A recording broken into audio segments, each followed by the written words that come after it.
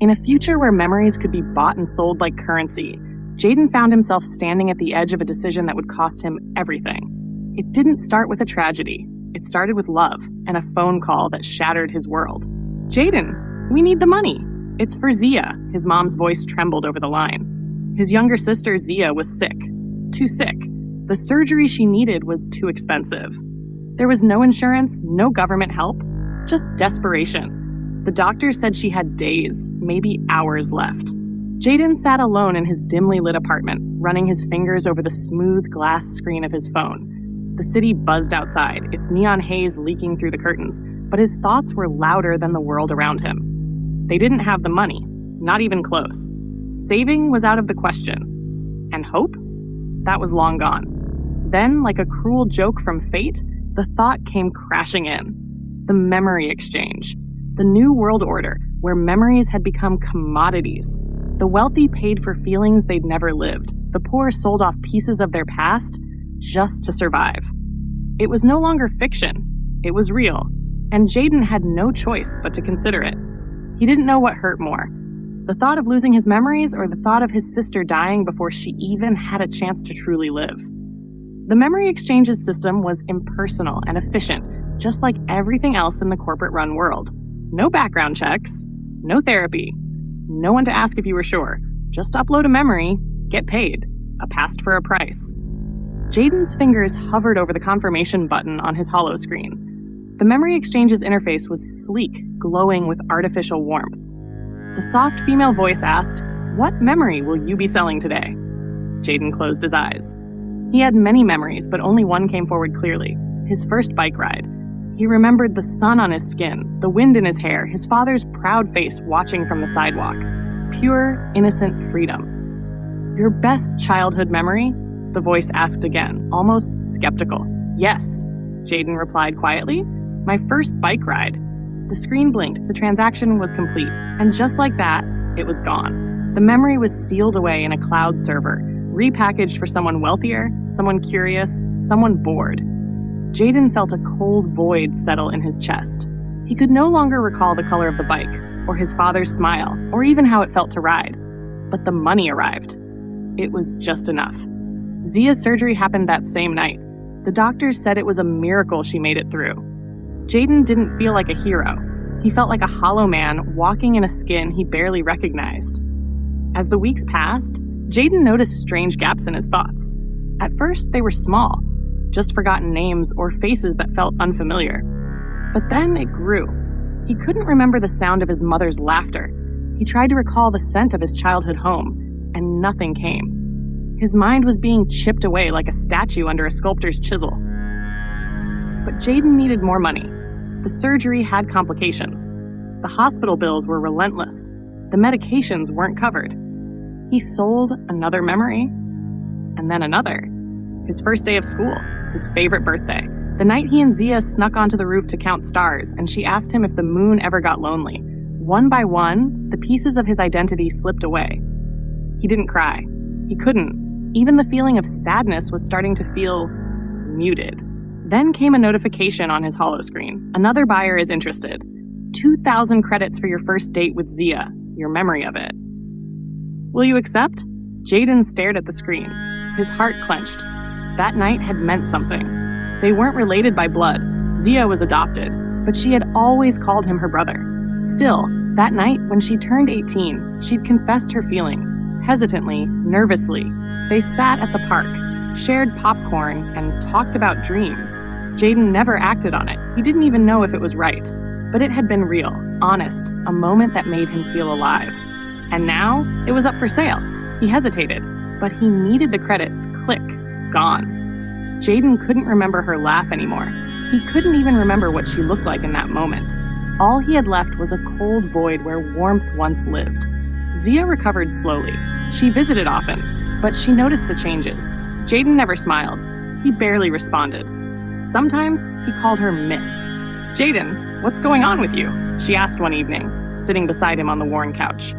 "You haven't been the same. You're not you." He looked at her, confused. Her face looked familiar, but it was like trying to remember a dream from long ago. "I don't know who I am anymore," he whispered. "I don't think I've known for a while. Zia reached for his hand. It was cold. More time passed. Jayden forgot how to cook his favorite meal. He forgot the names of the streets in his neighborhood. He once looked in the mirror and didn't recognize his reflection. A man with hollow eyes stared back. Then came the final offer. We are offering 5,000 credits for your most cherished memory, the moment you first held Zia as a baby. This will be our final offer. Jayden's breath caught. That moment, that feeling of love, fear, pride, when the nurse placed her in his arms and she wrapped her tiny fingers around his thumb. It was the last pure thing he had. The last thing he remembered with clarity. He sat for hours, staring at the offer. 5,000 credits would wipe away their remaining debt. It could secure Zia's future, but it would destroy what little of him remained. He accepted. The transfer was instant, and with it, the final light in his soul flickered out. Zia visited him the next day. He didn't know her, didn't smile, didn't speak. "You're a ghost," she whispered, tears trailing down her cheeks. "You sold your soul for me." Jayden blinked. There was no response. Nothing left. He was a husk, a casualty of the memory exchange, one of millions who had traded identity for survival. The system thrived. The buyers lived lavishly, reliving stolen joy. But for Jayden, the world no longer mattered. He was a reminder of the cost of selling what can never be replaced. And in the end, he had no regrets, only absence. A story with no beginning, a man with no past, just a fading echo in a world that had forgotten what it meant to remember. The apartment was cold now, too quiet. The walls, once painted with laughter and light, now echoed only silence. Zia sat on the edge of Jayden's bed, staring at the empty shell of the brother she used to know. He sat by the window, unmoving, eyes vacant. His chest rose and fell with mechanical precision, but there was no spark behind those eyes. He didn't recognize her anymore. She had tried everything, old songs, pictures, jokes they shared, but nothing brought him back. Jayden had sold the core of who he was, and Zia knew it. He was still breathing, still present, but hollow, like a puppet whose strings had all been cut. She whispered through clenched teeth, "You gave up everything for me, but I didn't ask you to die in the process." She reached for his hand, but his fingers twitched away. A tear rolled down her cheek as she stood, pulling a folded paper from her back pocket. She had stolen it from Jayden's drawer, an old receipt from the memory exchange. It wasn't just any transaction slip. This one had a strange code in the corner. Level 7 transfer, internal archive. She didn't know what that meant, but she was going to find out. 3 weeks later, Zia stood in front of a glass tower on the edge of District 9. The sign above the entrance shimmered. Memory exchange. Main hub. She had researched every back channel, followed every thread in the deep web, and now she was here. She wore a hoodie and fake credentials. Intern from archives, they read. Getting in wasn't the hard part. The hard part was keeping her fear in check. If anyone found out who she really was, she'd vanish like Jayden's memories. Inside, it was sterile. Cold floors, white walls, soft elevator chimes, smiling faces with dead eyes. She kept her head down until she reached sublevel 7. The door didn't open automatically. It required a retinal scan. She paused, then remembered the code. Jayden had written a backup passkey on the back of the receipt. 4 digits. A flickering screen beside the door read, "Manual override available." Click, click, beep. The door hissed open. Inside, it wasn't what she expected. Rows of glowing orbs floated midair, each orb tethered to a black console. The room was dim, eerily quiet, except for a low hum. It smelled faintly of ozone and something older, like burnt dust and dying dreams. Zia moved toward the nearest orb. A small label read JR, First Bike Ride, 2009. She gasped. Jayden? His memory was still here, intact, preserved, not deleted, not erased. Zia blinked. They lied. She moved down the rows. His memories, every one of them, were cataloged, tagged, and priced. She realized the truth. The memory exchange didn't just buy memories. They sold them, rented them out like digital experiences to the highest bidder. A new orb flickered in. JR, holding Zia for the first time. A price tag appeared beneath it. 6,000 credits per hour. She stumbled backward. They're selling him. Meanwhile, somewhere else, in a private chamber high above the tower, a wealthy woman reclined in a lounge chair. Electrodes were strapped to her temples. Her eyes fluttered rapidly as she whispered, "I remember the wind in my hair, the sound of the bike, his dad's face." Technicians monitored her vitals. "Keep the immersion stable," one of them said. "She's deep into Subject JR's primary childhood sequence." Another nodded. "We'll extract her in 2 minutes, then prepare her for the sibling emotional bonding set." The memory exchange didn't just preserve experiences. They sold feelings, sold love, sold joy, sold identity.